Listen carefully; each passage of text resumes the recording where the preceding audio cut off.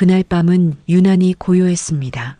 바람도 거의 불지 않았고 창문 너머로 들려오는 건 멀리서 개 짖는 소리뿐이었습니다. 저는 거실 소파에 앉아 뜨개질을 하며 텔레비전을 보고 있었죠.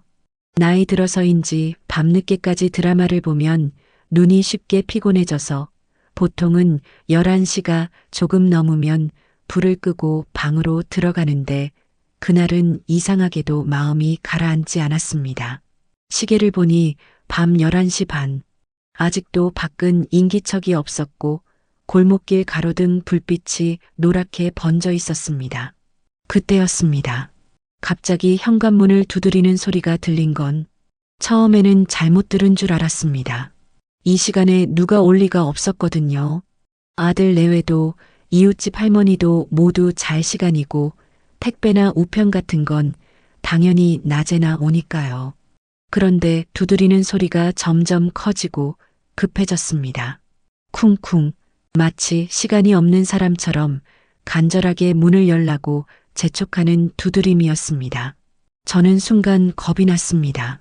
나이 들어서인지 밤에 들려오는 뜻밖의 소리는 심장을 덜컥 내려앉게 하잖아요.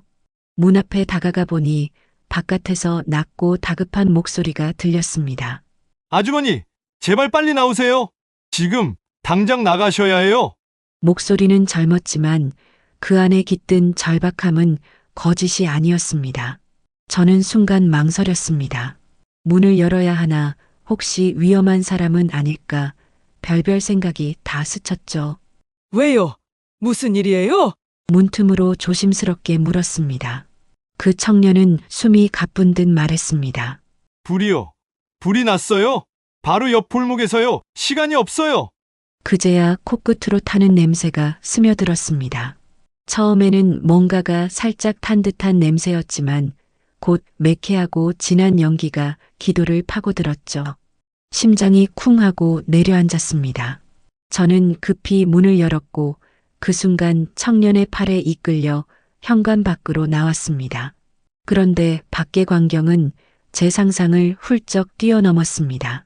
골목 저편이 붉게 물들어 있었고 불꽃이 하늘로 치솟고 있었습니다.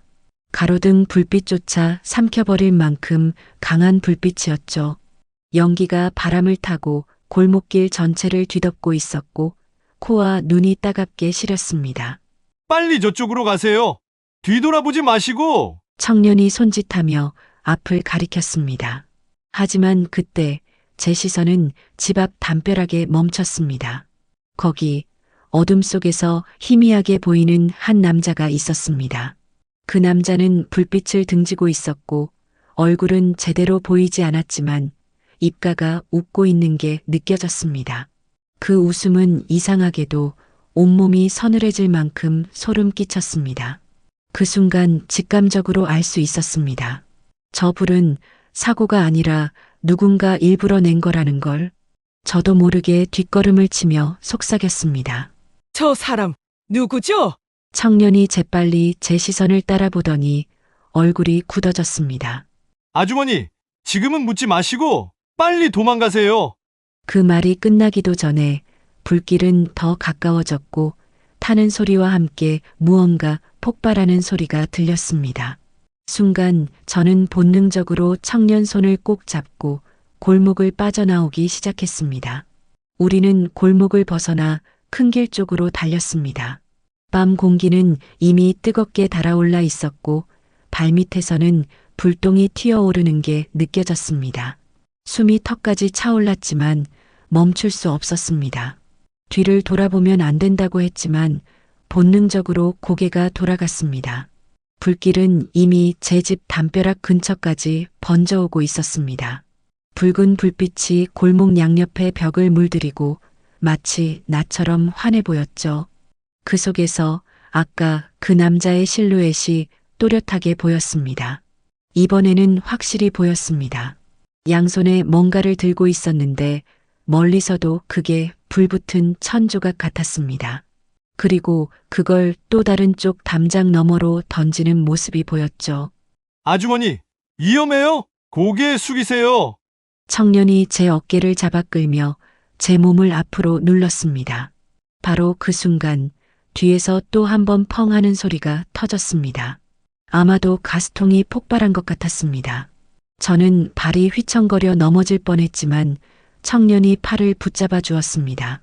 골목을 빠져나와 큰 길에 다다르니 멀리서 소방차 사이렌 소리가 들렸습니다. 그러나 그 불길이 잡히기까지는 시간이 필요할 것이 분명했습니다. 우리는 잠시 숨을 고르기 위해 가로등 밑에 섰습니다. 청년은 제게 물었습니다.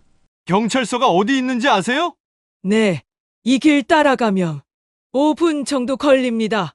하지만 그 사람, 아까 본 사람, 그냥 방화범 같지가 않아요. 제 목소리는 떨리고 있었지만 눈은 여전히 그 장면을 생생히 떠올리고 있었습니다. 청년은 잠시 저를 바라보더니 고개를 끄덕였습니다.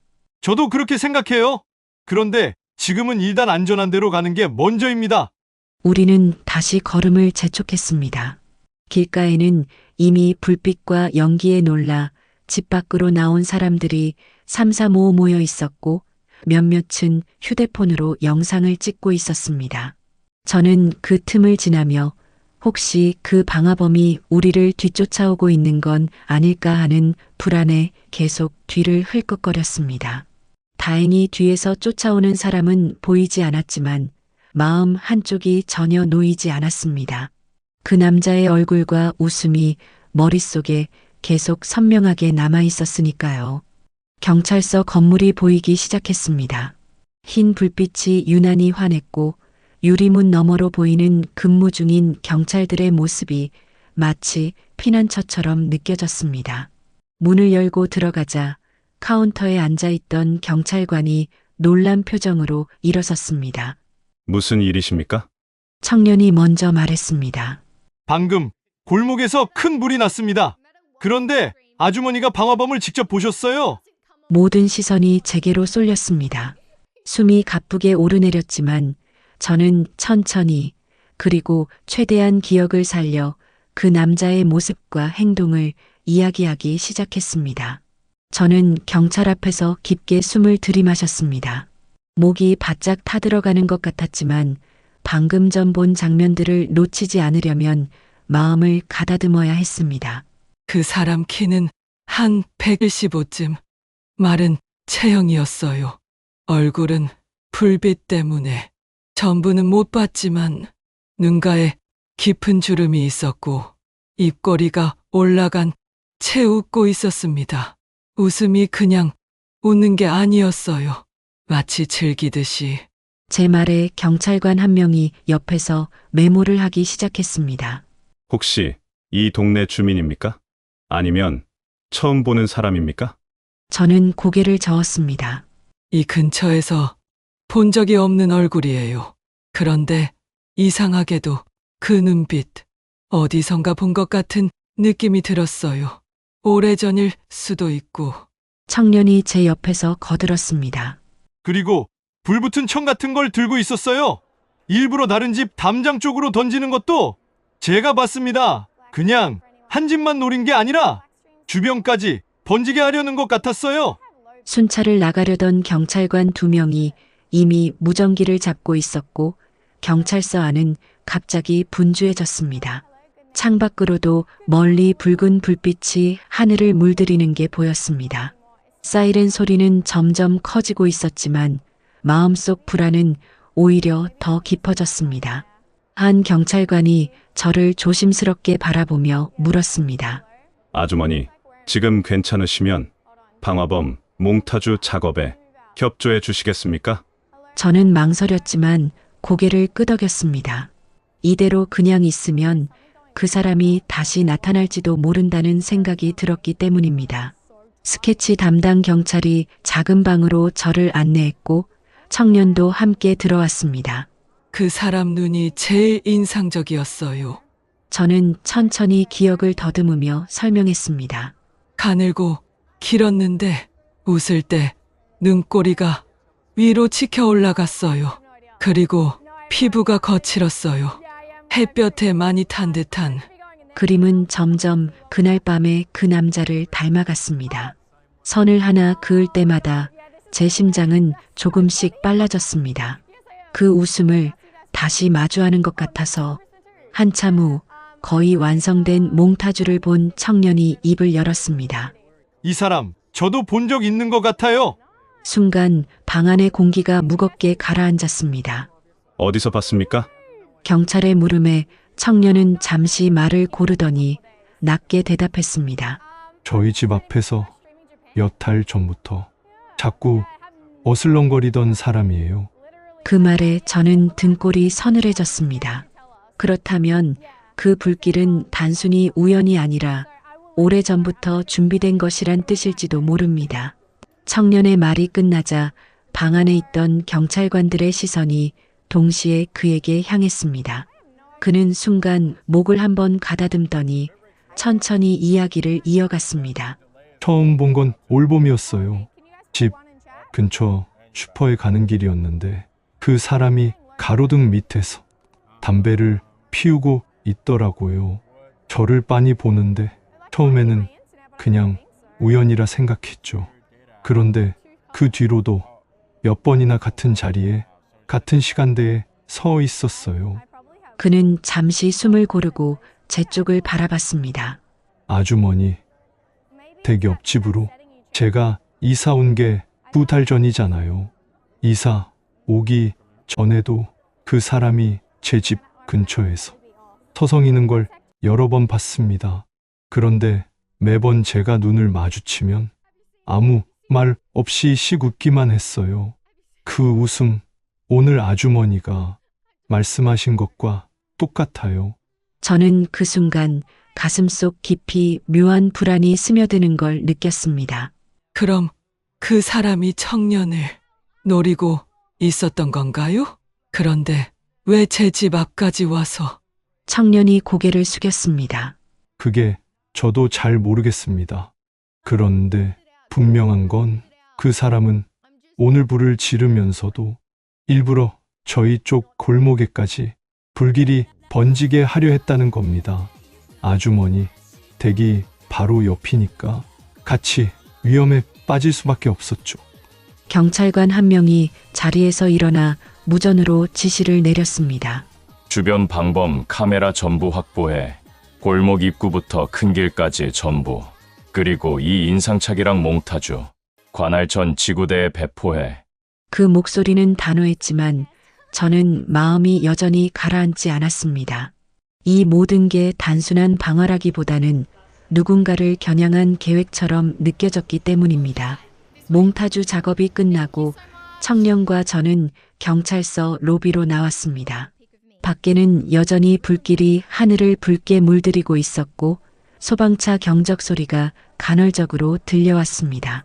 연기가 바람을 타고 멀리까지 퍼져 경찰서 안까지 희미하게 스며들었습니다. 청년이 제게 조심스럽게 물었습니다. 아주머니, 혹시 전에도 이런 일을 겪으신 적 있으세요? 불이나 의심스러운 사람 같은 거요. 저는 잠시 생각하다가 마음 한구석에 오래 묻어둔 기억 하나를 떠올렸습니다. 오래전 일이긴 한데 30해 전쯤 우리 동네에서 큰 불이 난 적이 있었어요. 그때도 엿집이 전부 타버렸고 사람도 다쳤죠. 그런데 그 불이 난 날 골목 거기에서 오늘 본 사람과 비슷하게 생긴 남자를 봤어요. 물론 그때는 젊었지만 눈매랑 웃음이 너무 비슷해요. 청년의 표정이 굳어졌습니다. 그럼 그 사람은 예전부터 이 근처를 알고 있었던 걸 수도 있겠네요. 저는 그제야 확실히 느꼈습니다. 이건 우연이 아니었습니다. 그리고 그 불길은 오늘로 끝나지 않을지도 모른다는 불길한 예감이 들었습니다. 경찰은 즉시 과거 화재 기록을 확인하기 시작했습니다. 사무실 안에서 한 형사가 두꺼운 화재 사고 자료처를 꺼내 책상 위에 펼쳤습니다. 그 속에는 수십 건의 사건 기록과 함께 불에 탄 건물 사진들이 빼곡하게 꽂혀 있었습니다. 형사는 장갑을 낀 채 페이지를 빠르게 넘기더니 한 장을 제 앞에 내밀었습니다. 아주머니, 이 사진 기억나십니까? 사진 속은 30해 전에 우리 동네였습니다.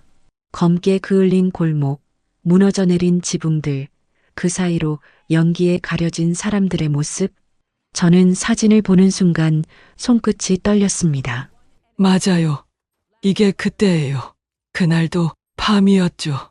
모두 잠든 시간이었는데 갑자기 불이 번졌어요.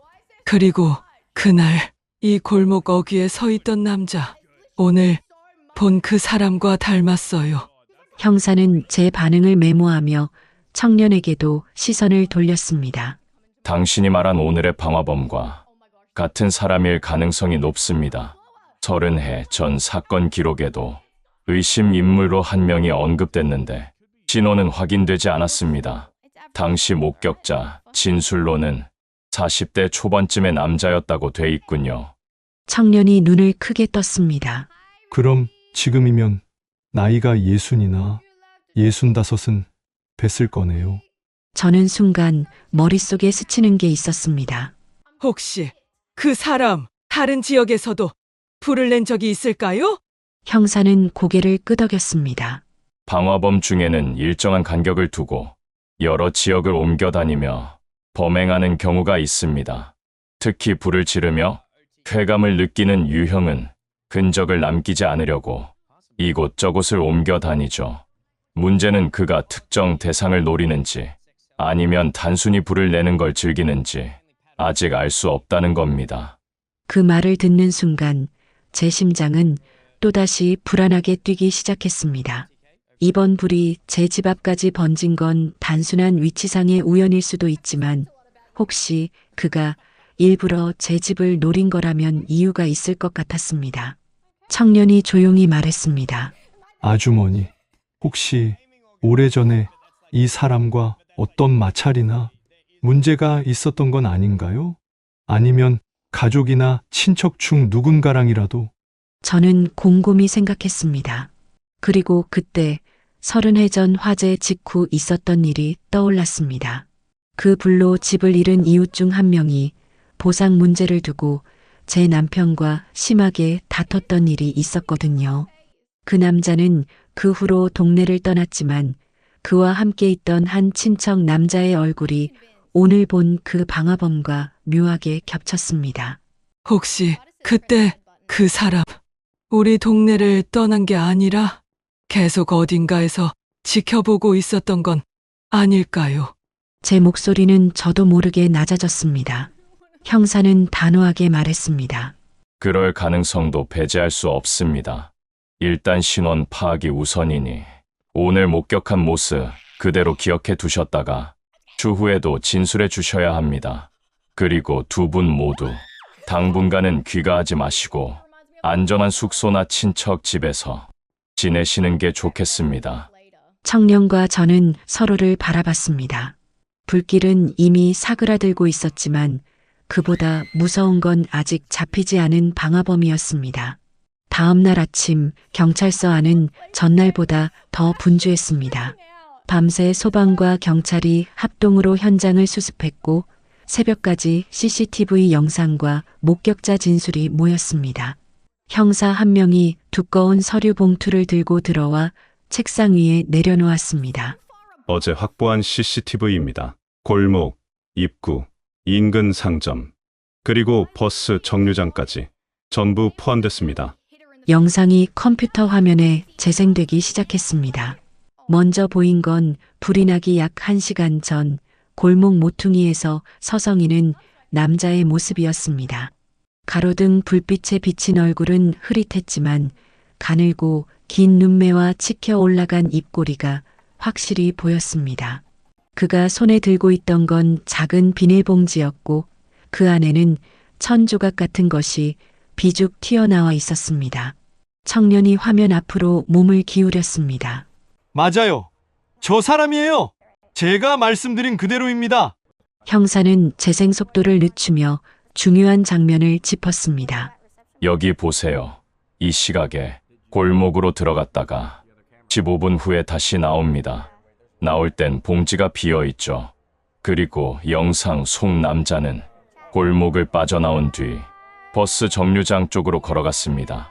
그곳에서 잠시 발을 멈추더니 벤치에 앉아있는 누군가를 향해 고개를 끄덕였습니다. 그 사람의 얼굴은 모자에 가려 잘 보이지 않았지만 체격은 젊은 남자였습니다. 이 젊은 남자는 누구죠? 제가 묻자 형사는 고개를 저었습니다. 아직 확인 중입니다.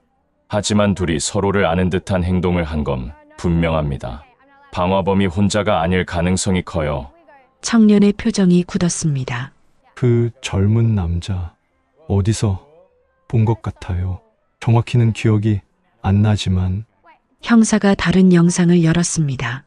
이번에는 전날 밤 불이 시작되기 직전 골목 반대편 카메라에 찍힌 장면이었습니다. 방화범이 담장 쪽으로 불붙은 천을 던지는 모습, 그리고 불길이 번지기 시작하자 발걸음을 멀리로 옮기는 장면이 선명히 보였습니다. 그 뒷모습에는 확실히 오랜 세월 거친 듯한 체구와 움직임이 드러나 있었습니다. 이 사람, 범행 후 이동 경로를 따라가면 버스 대신 골목 안쪽 주택가로 들어갔습니다. 아마도 숙박업소나 지인의 집일 가능성이 있습니다. 그 순간 제 머릿속에 하나의 기억이 번개처럼 스쳤습니다.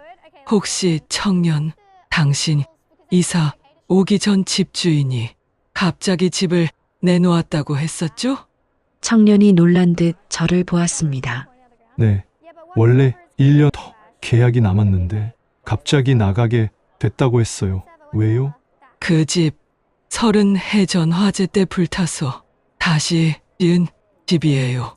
혹시 그때 집주인이나 그와 얽힌 사람이 이번 방화범과 연결돼 있는 건 아닐까요? 청년은 한동안 아무 말도 하지 못했습니다. 형사 역시 눈빛이 날카로워졌습니다. 좋습니다. 그 집 전현 소유주 기록 전부 조사해 보겠습니다. 혹시 그 과정에서 예전 사건과의 연결고리가 나올지도 모릅니다. 경찰은 즉시 토지대장과 과거 소유권 변동 내역을 조회하기 시작했습니다. 그리고 불과 몇 시간 뒤 놀라운 사실이 드러났습니다. 그 집의 첫 번째 재건축 소유주가 30해 전 불로 집을 잃고 떠났던 남자의 친형이었던 겁니다. 형사는 서류를 제 앞에 펼쳐 보이며 차분하게 설명했습니다. 여기 보세요. 30해 전 화재 사건 이후 피해자 중 한 명이었던 박 모 씨가 동네를 떠났습니다. 그런데 불과 1년 뒤 이 골목 한가운데 있는 빈터를 박 씨의 친형이 매입했어요. 그리고 그 땅에 집을 새로 지었죠. 그 집이 바로 청년이 최근까지 살던 집입니다. 청년이 그 말을 듣자 고개를 끄덕였습니다. 맞아요. 집 계약서에도 예전 소유주 이름이 박 씨였어요. 그런데 건 이사 오기 전에 부동산에서 집주인을 직접 만날 수 없다고 했습니다. 항상 대리인만 나왔거든요. 형사는 시선을 좁히며 말을 이었습니다. 문제는 여기 있습니다. 그 박 씨의 친형이 사망한 이후 해당 집의 관리와 소유권 일부가 어떤 남자에게 넘어갔습니다. 이름은 장 모 씨. 그런데 이 사람이 어젯밤 CCTV에 찍힌 방화범과 나이와 인상차기가 일치합니다. 순간 저는 등골이 서늘해졌습니다. 그럼 그 사람이 예전 화재 사건의 피해자 가족이라는 거군요? 형사는 고개를 끄덕였습니다. 맞습니다. 게다가 30해 전 불이 난 원인에 대해서는 정확한 결론이 나지 않았습니다. 당시 몇몇 피해자 가족들은 불이 누군가의 실수나 고의로 시작됐다고 주장했지만 증거가 부족해 흐지부지됐죠. 장 씨 역시 그런 주장을 하던 사람 중 한 명이었습니다. 청년이 제 쪽을 바라봤습니다. 아주머니, 혹시 그 당시 불이 난 날이나 그 이후에 장 씨라는 이름을 들어본 적 없으세요? 저는 기억을 더듬었습니다. 그러다 서늘한 기억 하나가 떠올랐습니다. 불이 난 다음 날 우리 집 대문 앞에 낯선 남자가 서 있었습니다. 아무 말도 하지 않고 한참을 저를 바라보다가 그냥 돌아갔어요. 그 사람 지금 생각하니 장 씨와 닮았습니다.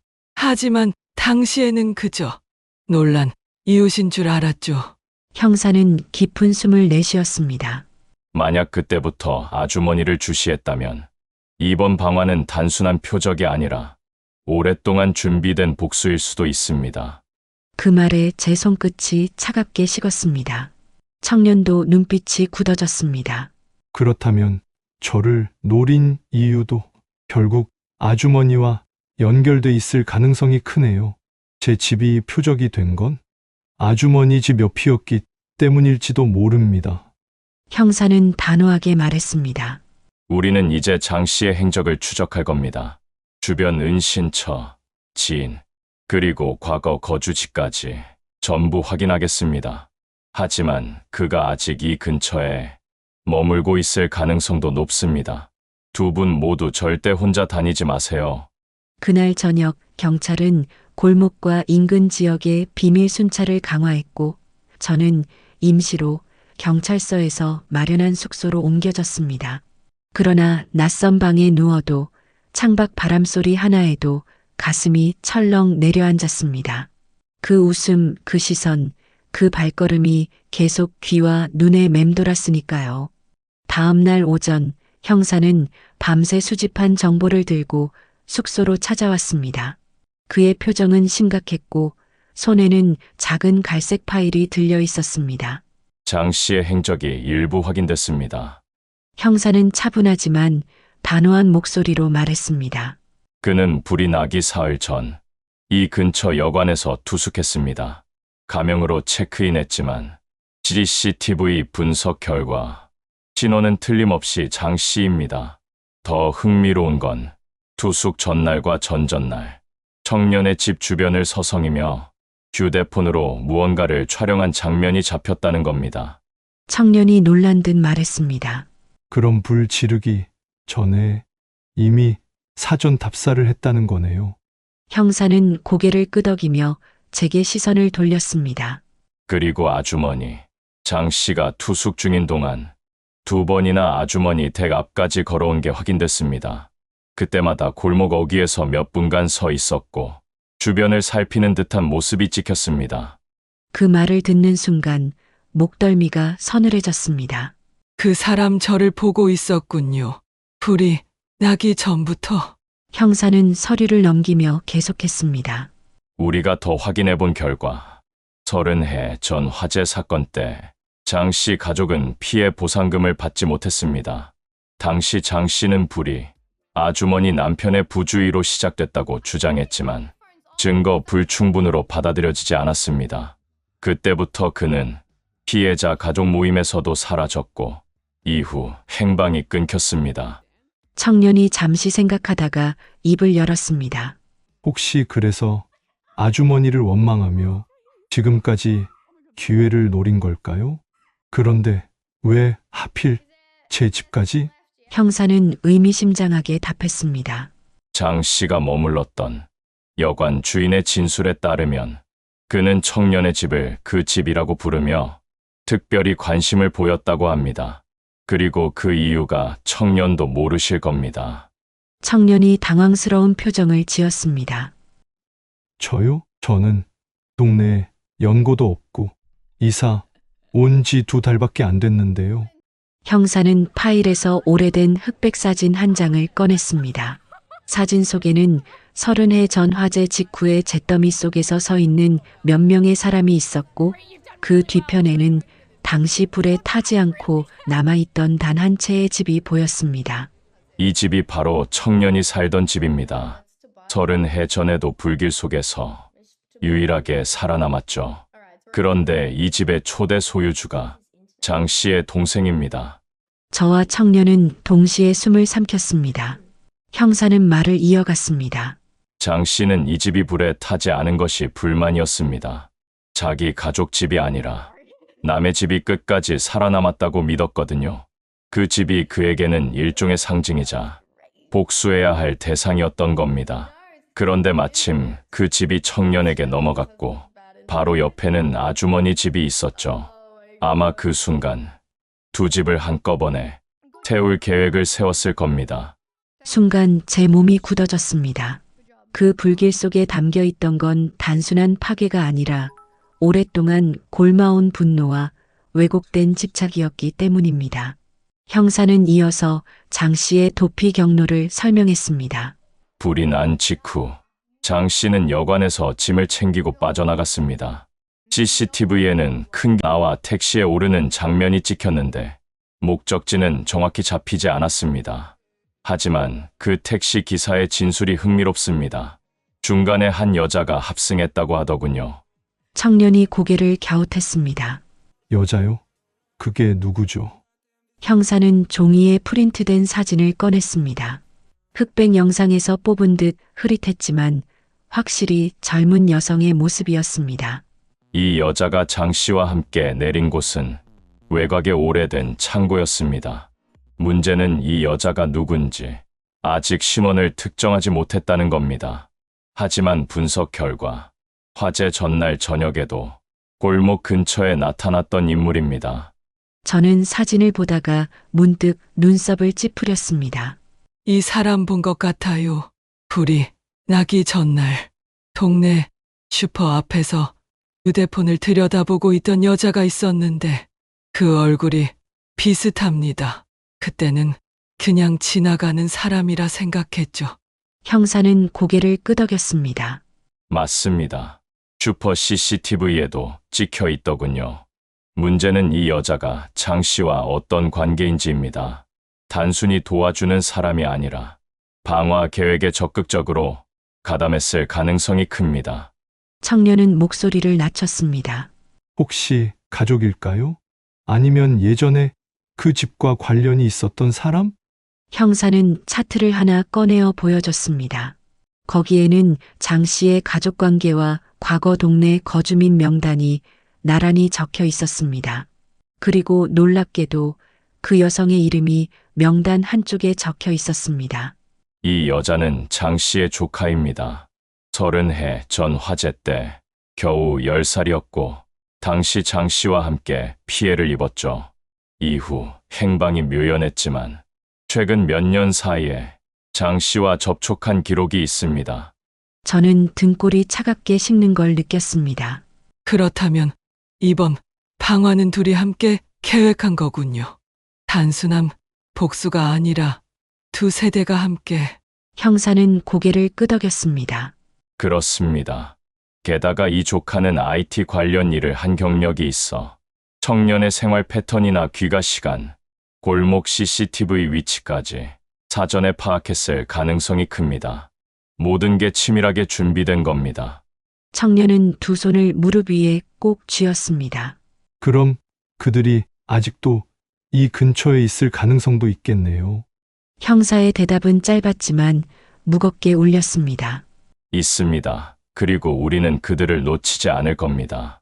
경찰은 곧바로 창고 위치를 중심으로 작전을 준비했습니다. 외곽의 그 창고는 오래전부터 사용되지 않은 듯 보였지만 최근에 전기 사용량이 급증한 기록이 있었습니다. 형사는 이를 근거로 장 씨와 조카가 은신처로 삼고 있을 가능성이 크다고 판단했습니다. 작전 당일 청년과 저는 경찰서 안대기실에서 소식을 기다렸습니다. 형사들이 무전기를 통해 짧게 지시를 주고받는 소리가 들릴 때마다 제 심장은 덜컥거렸습니다. 오후 4시경 현장에 나간 형사가 무전을 보냈습니다. 대상 건물 주변 확보 완료. 내부 진입 준비 중. 잠시 후 귓가를 울리는 짧고 날카로운 보고가 이어졌습니다. 진입. 그 몇 초가 몇 분처럼 길게 느껴졌습니다. 그러다 형사의 목소리가 다시 들려왔습니다. 1층 진입. 인원 없음. 2층으로 이동 중. 숨을 죽이고 기다리던 그 순간 무전 속 목소리가 한 톤 높아졌습니다. 2층에서 흔적 발견. 인원은 이미 이탈한 상태. 대신 수상한 자료와 물품 다수 확보. 잠시 후 경찰이 돌아왔을 때 형사의 손에는 작은 상자 하나와 두꺼운 노트, 그리고 오래된 사진 몇 장이 들려 있었습니다. 그들은 이미 떠났지만 중요한 걸 남겨놨습니다. 형사는 상자를 열어 보였습니다. 안에는 소형 노트북 한 대와 USB 메모리, 그리고 여러 장의 인화 사진이 있었습니다. 사진에는 골목길, 청년의 집, 제 집, 그리고 그 주변 상점과 골목 어귀가 각기 다른 시간대에 찍혀 있었습니다. 형사는 한 장을 집어들며 말했습니다. 이건 불이 나기 일주일 전 찍힌 겁니다. 찍은 위치와 각도가 아주 정밀합니다. 단순한 감시가 아니라 접근 동선까지 계산한 겁니다. 노트 안에는 빼곡한 메모가 적혀 있었습니다. 거기에는 30해 전 사건 복수 계획이라는 제목과 함께 제 이름과 남편 이름, 그리고 청년의 이름이 손글씨로 적혀 있었습니다. 그 밑에는 날짜별 계획이 적혀 있었는데 불을 지르는 날, 도주 경로, 그리고 다음 목표라는 항목이 눈에 들어왔습니다. 청년이 그 부분을 가리켰습니다. 여기 다음 목표가 또 있네요. 주소가 적혀 있는데 이거 제 친구 집 주소예요. 그 친구도 예전에 이 동네에 살았던 적이 있습니다. 형사는 표정을 굳혔습니다. 이걸 보면 이번 방화가 끝이 아니었다는 겁니다. 장 씨와 조카는 과거 사건과 관련 있는 집들을 차례대로 태울 계획이었습니다. 저는 온몸이 굳어버렸습니다. 불길 속에서 살아남은 사람들을 마치 목록처럼 하나씩 지우려는 듯한 계획. 이건 단순한 분노가 아니라 집요하고 왜곡된 복수심이었습니다. 형사는 단호하게 말했습니다. 다행히 계획이 완전히 실행되기 전에 일부를 막았습니다. 하지만 장 씨와 조카를 잡기 전까지는 안심할 수 없습니다. 우리는 지금부터 전국 지명 수배를 걸고 주변 모든 숙박업소와 터미널을 확인할 겁니다. 그 순간 제 마음속에는 두려움과 함께 이상한 결심이 싹트고 있었습니다. 이대로 숨어서 기다리는 것만이 답일까? 아니면 그날 밤 숙소 창문을 열어두고 한참을 앉아 있었습니다. 멀리서 들려오는 차 소리, 가끔 울리는 개 짖는 소리, 그리고 어둠 속에서 스치는 바람 소리까지 모든 것이 예민하게 귀에 들어왔습니다. 경찰이 전국 수배를 걸고 수색을 벌이고 있다는 걸 알면서도 제 마음은 전혀 놓이지 않았습니다. 그 이유는 하나였습니다. 장 씨와 그의 조카는 철저하게 준비하고 움직이는 사람들이라는 것, 그리고 그들이 목표를 바꾸지 않는다는 확신이었습니다. 청년도 비슷한 생각을 하고 있었는지 제게 조심스럽게 말을 꺼냈습니다. 아주머니, 그냥 이렇게 경찰만 믿고 기다려도 되는 걸까요? 그 사람들 이미 우릴 오래 지켜본 사람들이잖아요. 저는 청년의 말에 한참을 생각했습니다. 맞아요. 우리가 모르는 사이에 이미 몇 발짝 앞서 있었을 수도 있죠. 그런데 그럼 우리도 가만히 있으면 안 돼요. 청년은 놀란 눈빛으로 저를 바라봤습니다. 직접 움직이겠다는 건가요? 움직이되 무모하게 말고요. 우리가 가진 건 왜 우리를 노리는지에 대한 정보예요. 그걸 거꾸로 이용하며 그 사람들을 유인할 수 있어요. 청년은 고개를 끄덕였지만 표정에는 여전히 우려가 묻어났습니다. 유인한다는 건 위험할 수 있습니다. 위험하죠. 하지만 이대로 있으면 더 위험해요. 다음 목표 목록에 제 이름과 청년 친구 이름까지 있었잖아요. 그건 우리 주변 사람들도 위험하다는 뜻이에요. 오히려 우리가 먼저 판을 만들어야 해요. 그날 이후 우리는 경찰에 알리지 않은 채 조용히 과거 자료를 모으기 시작했습니다. 30해 전 화재 사건 당시의 신문 기사, 주민들의 증언, 그리고 장 씨 가족과 얽힌 사람들의 이야기를 하나하나 기록했습니다. 며칠 뒤 한 가지 중요한 공통점을 발견했습니다. 목표로 삼은 집들의 과거 주인 중 절반 이상이 사건 당시 장 씨가 주장했던 방화 의심 명단에 들어 있었다는 사실입니다. 그 명단은 경찰 기록에 남아있지 않았지만 당시 주민들 사이에 은밀히 돌던 소문 속에 남아 있었죠. 결국 그 명단에 있는 사람들을 순서대로 제거하려는 거네요. 청년이 낮은 목소리로 말했습니다. 저는 고개를 끄덕이며 한 장의 종이를 꺼냈습니다. 이 명단을 일부러 유출하는 거예요. 그들이 훔쳐볼 수 있는 곳에 흘려서 우리가 다음 목표인 것처럼 믿게 만드는 거죠. 그러면 다시 우리 앞에 나타날 겁니다. 청년은 한동안 말이 없었습니다. 그리고 마침내 결심한 듯 말했습니다. 좋아요. 하지만 이번엔 경찰도 우리 계획에 끌어들이죠. 유인 작전이라도 최소한의 안전 장치는 필요하니까요. 그렇게 우리는 장 씨와 조카를 다시 불러내기 위한 함정을 준비하기 시작했습니다. 이틀 뒤 유인 작전이 본격적으로 시작됐습니다. 경찰은 우리가 만든 목표 명단을 마치 내부 유출된 것처럼 위장해 온라인 커뮤니티와 일부 오래된 부동산 거래 문서에 슬쩍 흘렸습니다. 그 명단 속에는 제 이름과 청년 이름이 가장 위에 올라가 있었고 그 아래에는 실제로 존재하지만 이번에는 전혀 위험하지 않은 인물들의 이름도 섞여 있었습니다. 우리는 마치 일상으로 돌아간 듯 행동했습니다.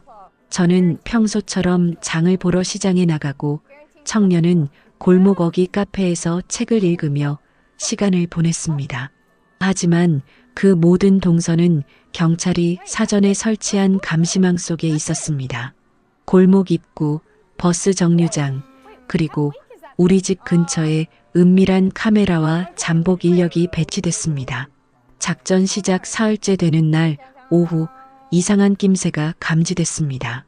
골목 반대편 CCTV에 모자를 깊게 눌러 쓴 여성이 나타난 겁니다.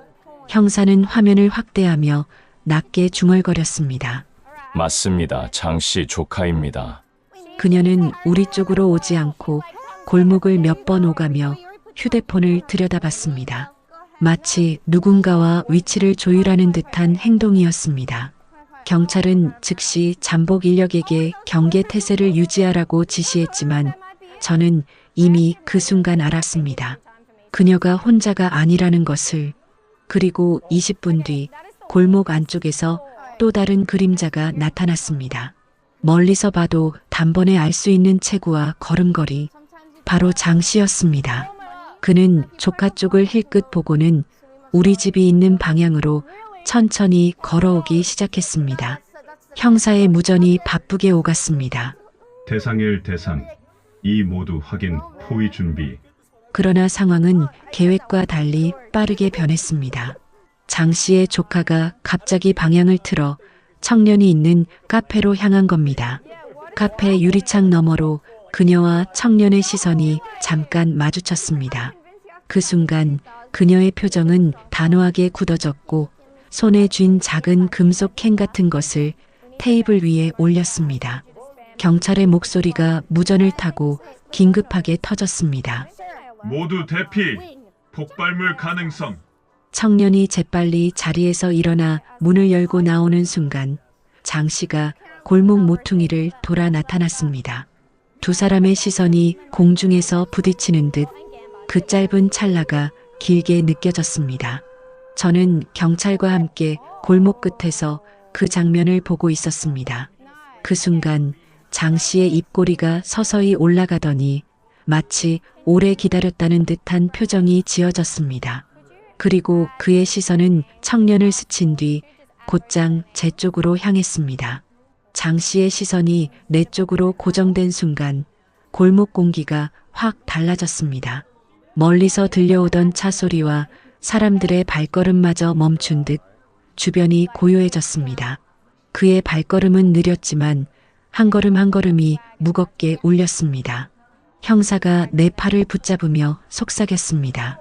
아주머니, 뒤로 물러나세요. 절대 시선 빼앗기지 마시고요. 하지만 장 씨의 눈빛이 내 안쪽까지 파고드는 것 같았습니다. 그 눈 속에는 30해 전의 불길과 그날 이후 쌓였을 원한이 짙게 깔려 있었습니다. 청년은 카페 문 앞에서 장 씨를 막으려 했습니다. 그만하세요. 경찰이 다 보고 있습니다. 그러나 장 씨는 대답하지 않고 왼쪽 손을 살짝 들더니 주머니에서 무언가를 꺼냈습니다.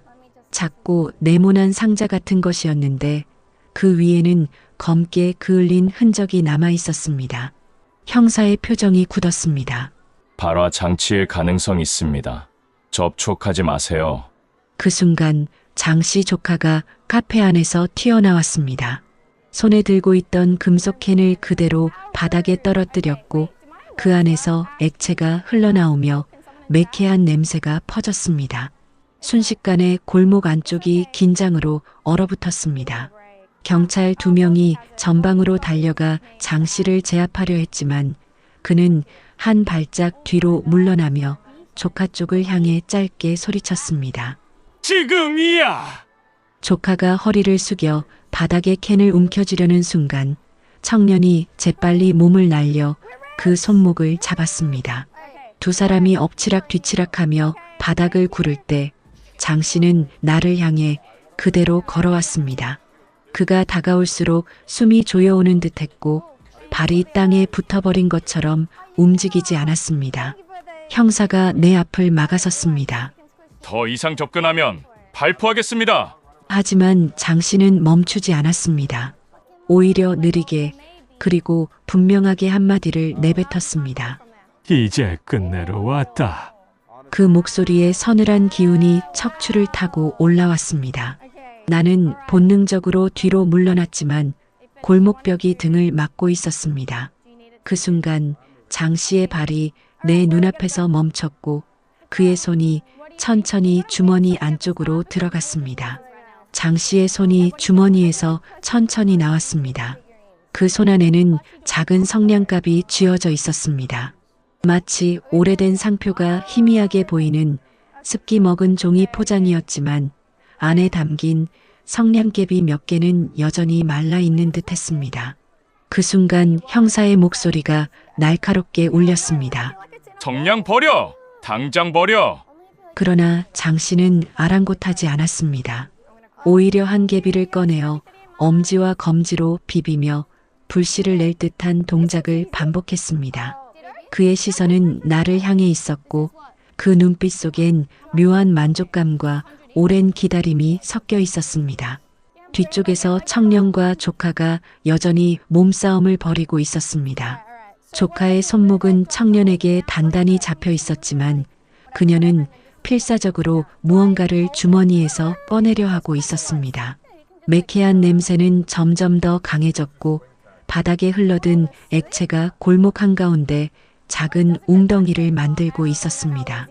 형사 2명이 동시에 앞으로 달려들었습니다. 한 명은 장 씨의 오른쪽을, 다른 한 명은 왼쪽을 노렸지만 장 씨는 갑자기 몸을 틀어 내 쪽으로 성큼 다가왔습니다. 성냥개비가 성냥갑 옆면에 긁히는 마찰음이 들리는 순간 내 심장은 귀 바로 옆에서 터질 듯 뛰었습니다. 장씨, 지금 그거 켜면 당신도 끝이야! 형사가 외쳤지만 장 씨의 입술은 미묘하게 웃고 있었습니다. 그 찰나 청년이 몸을 비틀어 조카를 바닥에 밀쳐내고 장 씨 쪽으로 달려들었습니다. 그의 어깨가 장 씨의 팔을 강하게 들이받았고 성냥개비가 바닥에 떨어져 골목 돌틈 사이로 굴러갔습니다. 형사들이 곧바로 장 씨를 제압했고 거친 숨소리와 함께 그를 땅바닥에 눌렀습니다. 하지만 장 씨의 눈빛은 전혀 흔들리지 않았습니다.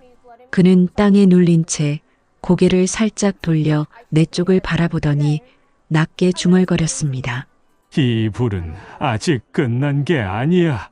그 한마디가 귀에 꽂히는 순간 나는 알 수 없는 한기가 온몸을 휘감는 것을 느꼈습니다. 그리고 바로 그때 골목 맞은편에서 무전기가 울렸습니다. 다른 형사의 다급한 목소리가 들렸습니다. 반대편 창고에서 연기가 올라옵니다. 누군가 이미 불을 붙인 것 같습니다. 골목 끝에서 들려오는 무전 소리에 형사들의 시선이 동시에 흔들렸습니다. 창고 화재 소식은 그 자리에 있던 모두를 긴장시켰습니다. 불길이 번지기 시작하면 인근 가게와 주택까지 위험해질 수 있었기 때문입니다. 그 짧은 틈을 조카는 놓치지 않았습니다. 바닥에 쓰러져 있던 그녀가 번개처럼 몸을 뒤집더니 허리춤에서 얇은 금속 파이프 같은 것을 꺼냈습니다. 그 끝에는 작은 버튼이 달려 있었고 누르면 금속성 딸깍 소리가 울렸습니다. 형사 한 명이 즉시 외쳤습니다. 스위치 멈춰. 하지만 조카의 표정에는 두려움이 전혀 없었습니다. 오히려 눈가가 번뜩이며 골목에 있는 우리 모두를 한번 훑었습니다. 이건 창고에 있는 기름통이랑 연결돼 있어요. 여기서 내가 버튼을 놓으면 다 끝입니다. 그 말에 장 씨의 눈이 순간 크게 열렸습니다. 그는 여전히 경찰에게 제압당한 채였지만 조카를 향해 거칠게 소리쳤습니다. 멈춰! 그건 지금이 아니야!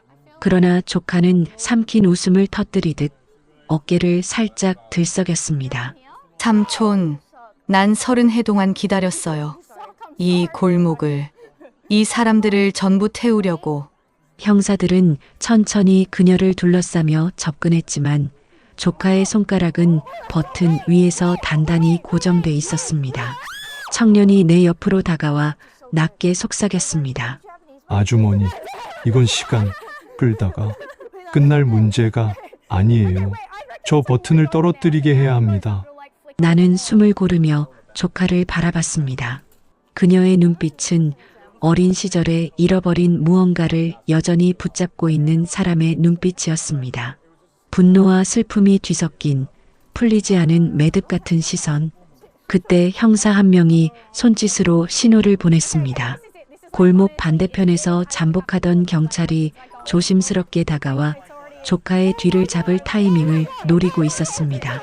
나는 그 순간 그녀의 주의를 끌어야 한다는 걸 직감했습니다.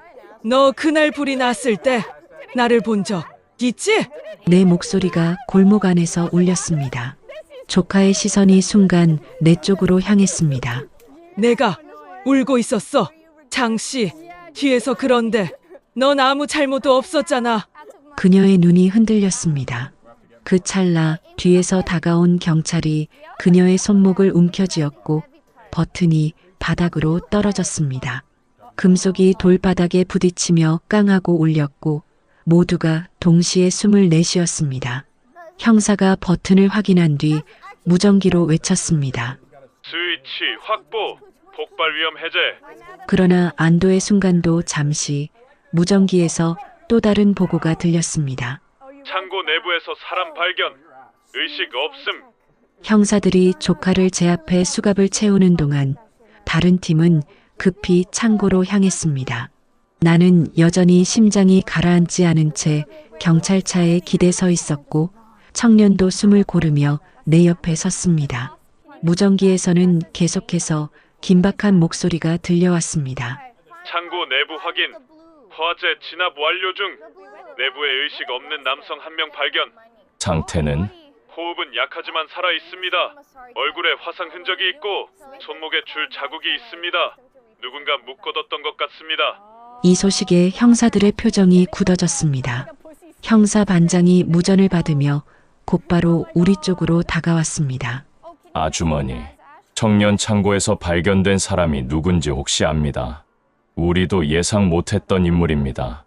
곧 들것에 실린 남자가 경찰차에서 내려와 구급차로 옮겨졌습니다. 그 얼굴을 보는 순간 내 숨이 턱 막혔습니다. 이 사람 이웃집 김씨 아저씨잖아요? 그는 불이 나기 전까지 며칠간 보이지 않아 다들 여행을 간 줄 알았던 사람이었습니다. 그런데 그는 여기서 불이 붙은 창고 안에서 발견된 것입니다. 형사는 낮게 설명했습니다. 김 씨는 30해 전 화재 사건 때도 이 골목에 살았던 사람입니다. 그리고 장 씨가 그때 방화범이라고 주장했던 명단에도 포함돼 있었죠. 청년이 눈을 크게 떴습니다. 그럼 장 씨와 조카가 김 씨를 납치한 이유가 형사가 고개를 끄덕였습니다. 그를 직접 불 속에 가두려 했던 겁니다. 그동안 목표를 단번에 없애려는 게 아니라 한 명씩 차례로 처리할 계획이었을 가능성이 큽니다. 나는 갑자기 온몸이 서늘해졌습니다.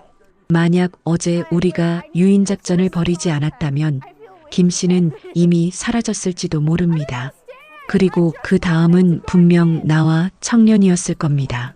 구급대가 김 씨를 태우고 떠난 뒤 형사 반장은 단호하게